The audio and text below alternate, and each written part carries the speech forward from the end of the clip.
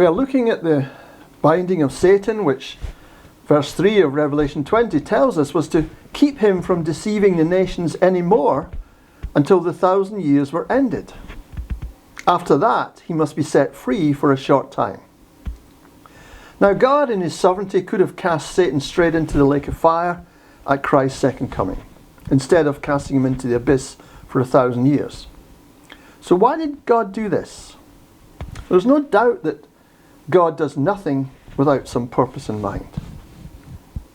Unlike God, Satan is not sovereign. He is a created being who owes his very existence to God. It would appear that Satan is released from prison to come before the great white throne judgment. He is the original sinner, the first rebel against the government of God. He is the author of sin. In his case, God does not consign Satan to the lake of fire without a just trial. This takes place in the divine courtroom before the divine judge. God didn't need to hold up Satan's court case for 1,000 years while he was in the abyss, but Satan is to come up for judgment and his case tried before the whole universe of created beings, angelic and human. After this, he's justly cast into the lake of fire. God's judgment is done in perfect justice, and all the universe of created beings will acknowledge this truth as they see Satan cast into the lake of fire for all eternity. This is because of who he is and all he has done in the realm of angels and mankind, and the resultant havoc in the universe. The next major event to take place in conjunction with the loosing of Satan is the second resurrection, the resurrection of the wicked dead. It should be remembered that Satan was the one who had the power of death.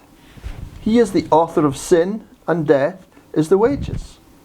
Once Satan was bound, then the righteous are resurrected, the first resurrection. Once Satan is loosed for judgment, then the wicked dead are raised for judgment, the second resurrection. Why do the wicked dead come up for resurrection? Why are they raised at all? As with Satan, the wicked dead are resurrected to come before the great white throne judgment and be judged there as to eternal destinies. Eternal destinies are settled before God's throne. Both Satan and all who have served him are to appear before God's throne and be judged. This is the major reason for Satan's release and the resurrection of the wicked dead.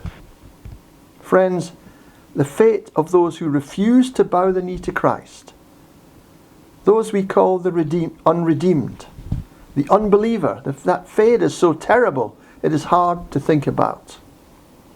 And so I urge you, put your trust in Jesus. Make sure that you are counted with him, with the believers, and not with Satan and his angels.